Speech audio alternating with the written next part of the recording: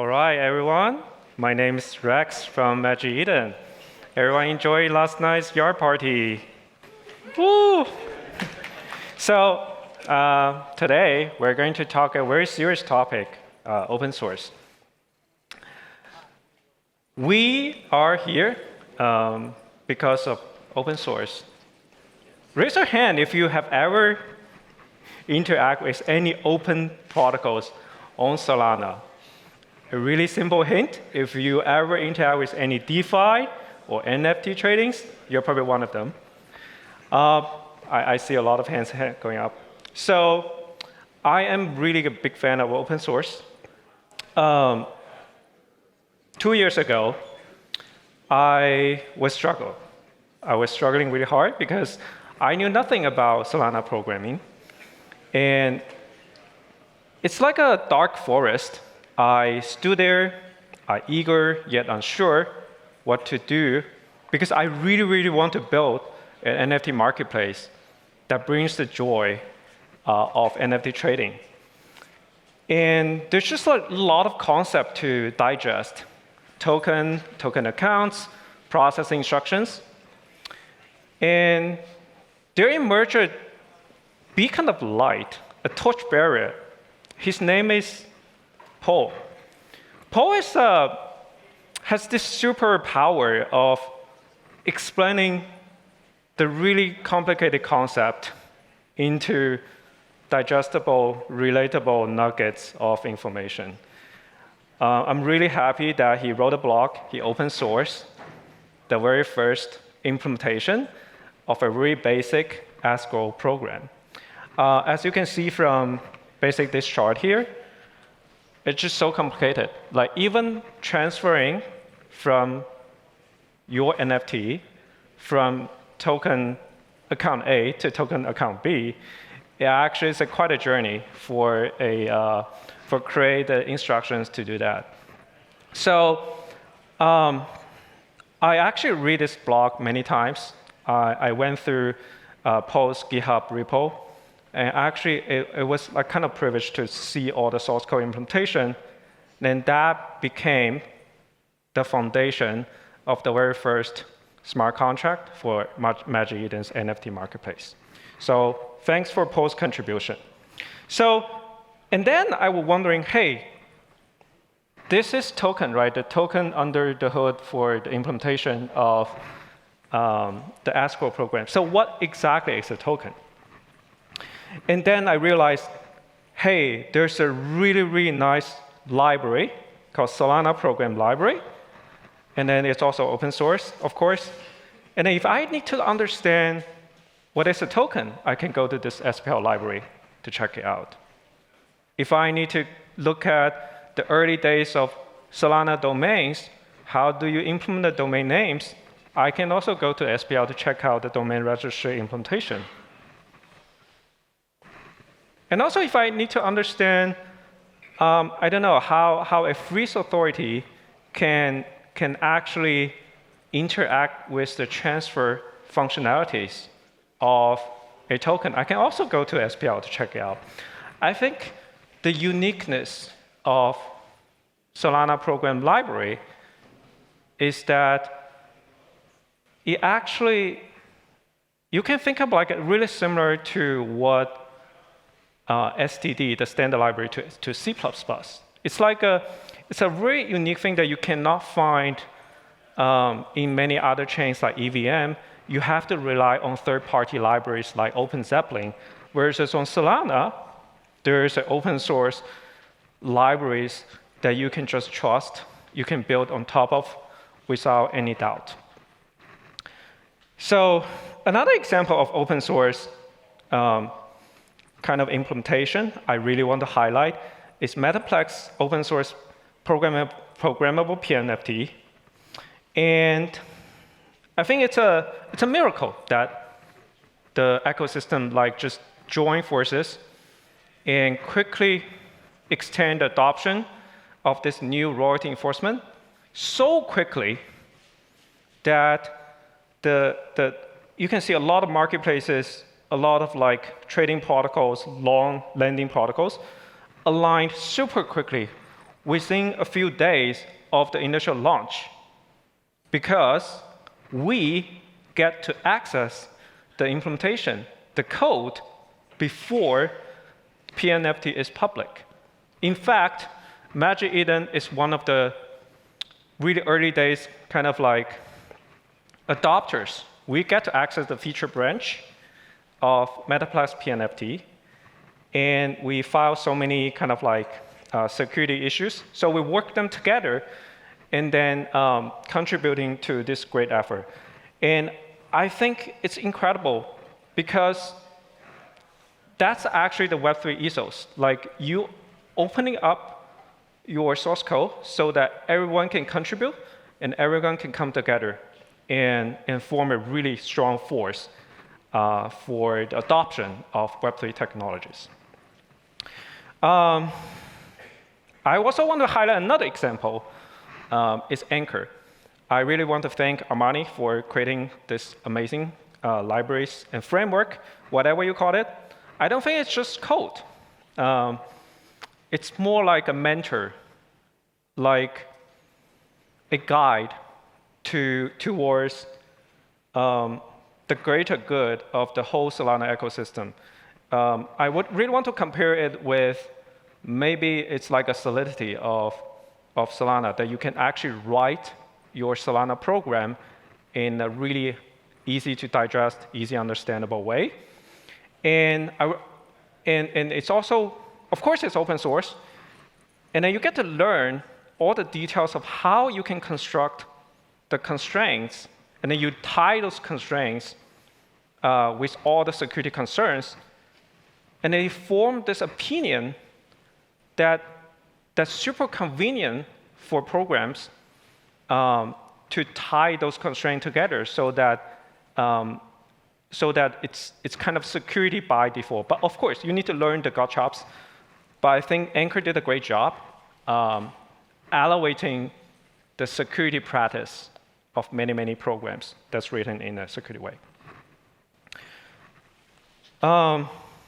However, I think many of you probably also know that even though there are many, many open source projects, open source repos, and open source protocols out there, but still there are programs that are not open sourced.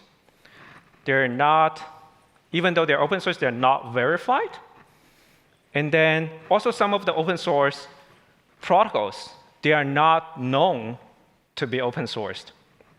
And I think the community have pretty loud about it, has spoken, basically echoed the chamber about, hey, totally said, hey, be an open source maxi if you need to be one. I really like that. Jordan wrote a super long kind of tweet about, hey, let's make no mistake, Solana has a real problem because many, many programs, on-chain programs are not open sourced. And Noah said, hey, and it's kind of like staying really firm against closed source DeFi protocols. I think that's a really good argument. I think we must listen. There's a huge demand for open source programs, and let's see if we can come up with some solutions. So this is a comparison. I wanted to compare with the sort of like the popular open source like chains like Ethereum or EVMs. I did a quick GitHub search. So I found out that EVM has 4.3 millions of code occurrences for the search string. I call it pragma solidity because that's a signal that the code actually has an open source on GitHub that contains a smart contract on EVM. Versus on Solana, we only have 6.4 thousand open source programs. I basically use the declare ID macro for it to signal that. I know there's just so, I mean, this number might be really rough because there are so many duplicated that I didn't rule them out. However, I think that speaks on the scale of openness, there's absolute scale of openness, we are kind of behind of EVM. Same kind of stats coming out from the developer report. There are 38,000 Ethereum repos, amassing like 31 millions of commits compared to Solana, 21,000 of repos and 8 million commits. This is not to be disheartened about the stats about the open sourceness of Solana, but I think there's a consensus, there's a huge demand that we're not lacking of effort, we're not lacking of talents. I think what's probably lacking is a cultural movement that we should be more open. And maybe the first step to the cultural movement is actually tooling, right? We see that on EtherScan, I'm not a big fan of the UI. You can see like it's a lot of buttons, a lot of informations that condense together. But I really want one tab. It's called contract. You can see the code of that smart contract. I think none of the, sorry for the audience here, none of the Solana explorers actually renders the source code of the programs. I think that's a big gap, and I wish us to close that. So imagine that a lot of explorers can do more things like, hey, verifiable executable data accounts, because the data accounts actually means the actual bytes of the programs that's executed on. There are some tools to do that. For example, Anchor Verify. Or recently, Jerry Shell built Solana Verify build. These two tools are really, really awesome. I wish more people are using it. And then I really wish the Explorer can kind of surface more information about security.txt and security audit reports right inside the Explorer, so that more and more developers of smart contracts will go to the direction of surfacing more information. And last but not the least, actually this most important one is, hey, can we actually move the source code, make it rendering that, make sure line by line into the Solana, any kind of Explorer, and then make it available to everyone.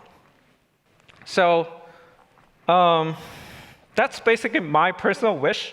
I wish this like open source norm to be transparent, trust, collaboration, innovation. I know it sounds like really fancy, but I also want to call out that we need to step aside the entitlement of demanding open source. I know it might sound like demanding, but really we are here to be supportive. Like we encourage developers to open source their protocols. We're building a supported platform, and we want their programs to be released in an open source license instead of just like source available license. But I think we need to avoid entitlement. Like we are here to be supportive, encourage, not demanding as a requirement for protocols. So here's what we did. As Magic Eden, we're actually starting to verify our marketplace contract. In this case, you can see that we use Solana Verify to verify our MMM tools called MMM. I can expand later.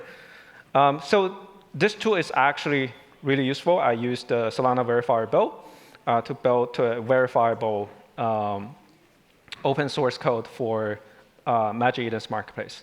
But you can see there are a lot of challenges. I asked ChatGPT about this.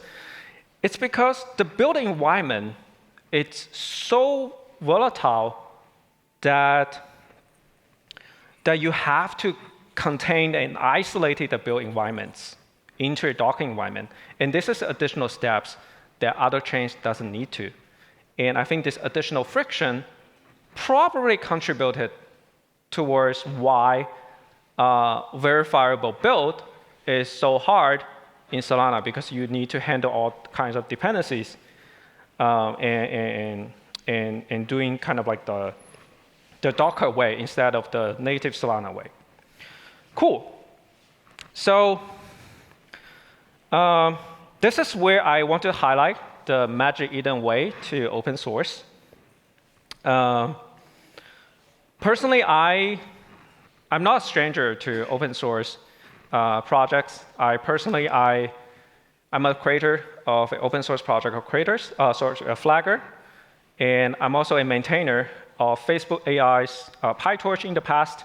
It's kind of flagship of AI libraries that you can use to build neural nets. But I really want open source on Solana is not only valued, but also celebrated.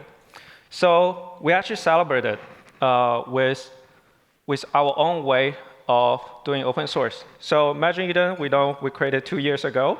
And at the first anniversary, we actually created a GitHub organization called Magic OSS, or Magic Open Source. So we started this culture of collaborative innovation that's fundamental to advance what we believe is the open source future of our protocols. In fact, since the inception of Magic OSS, we open sourced 14 projects, including the marketplace contract, M2, and then the MMM protocol called MMM. And of course, we are a multi-chain company. We also open source our EVM contracts, and as well as the Bitcoin ordinals like trading libraries called mSigner. So a little bit about that. M2 is our marketplace contract. It was open source. And anyone can kind of like interact with the M2 smart contract, getting the IDL so that you can parse the transactions. And also the MMM is the open source AMM protocols on Solana. And I think it's just like so many features that you can actually take a look at it and understand exactly what you are signing for. And I think that's the ultimate trust we want to bring to our customers. And I think it's a great opportunity to also highlight some of the why it's popular if you are becoming an open protocol. It's because, like M2 alone, it generates monthly transactions of 87 million of successful transactions. It's actually 20x more than all our competitors. And the total transactions amassing like 92 million monthly transactions. If you calculating those transactions into TPS, Magic Eden's M2 alone is also just part of Magic Eden. It's like 35 TPS. So if you don't know the scale of 35 TPS, it's actually greater than the number of all the transactions of top 4 EVM combined, which means like Ethereum is only like a third of Magic Eden's M2 TPS. So I think that's a pretty good achievement as an open protocol. Last but not least, I want to think that the OSS wave is here. I really want to encourage like people to try and open source their protocols and join this effort. And yesterday, I was chatting with Jerry, and I also sent an open kind of invitation on Twitter says, hey, we wanted to build something like a GitHub action to surface the information even more for the verified build for open source protocols. And there's a simple yet powerful belief that I have is like in the act of giving, we receive. So let's ride the wave together. Yeah, thank you everyone.